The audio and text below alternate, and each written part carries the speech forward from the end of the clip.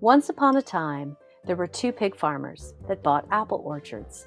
Peter has the pink farmhouse, and Ben has the blue. They plan to start companies that make highly profitable, extra delicious apple pies, regular apple juice, and apple-fed pork. Total apple demand for the three businesses is much higher than they can grow. Each needs to purchase other apples to have enough to meet demand for pies, juice, and pig feed. The pie apples are the most expensive apples, and the apples for pigs are the least expensive. Now Peter uses ladders to collect, so he cannot reach the apples at the top of the tree. In fact, 35% of the apples are left to rot on the tree. About a third of what is harvested are of high enough quality apples to be used for highly profitable, extra delicious apple pies. Peter plants the seeds from those apples to grow more extra delicious apples in his orchard. He can harvest the seeds from his juice apples as well, but they will not produce high quality, extra delicious apples.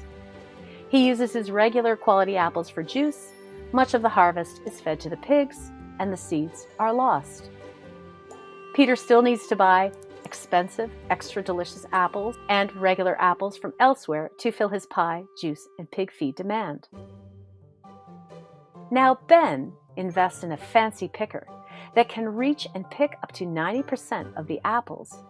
Fewer are left to rot on the tree.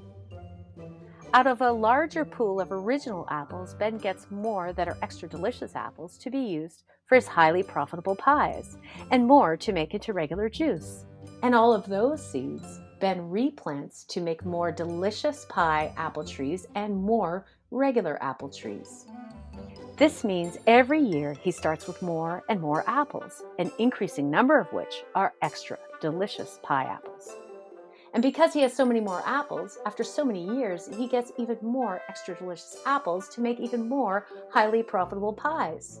And still gets enough apples overall to fill much of the demand of his juice operation, and can provide much of what the pigs need to eat. Over 10 years, Ben will be producing more than 3 times the number of extra delicious pie apples than Peter will.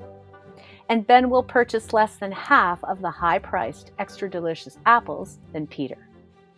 Peter will have more low-quality apples to feed his pigs, but Ben can use all the money he made selling his delicious apple pies and all the money he didn't spend buying expensive apples to buy cheaper apples for his pigs. This story is an analogy for circular beverage packaging. Just like Ben's success in reducing his dependence on imported apples, we are also trying to reduce our dependence on imported energy and reduce our carbon footprint. To meet this challenge, it will take a myriad of solutions, but increasing circularity in beverage packaging is low-hanging fruit. Bottle-to-bottle and can-to-can recycling has exponential reduction benefits by recirculating valuable resources like planting seeds and harvesting apples over and over again.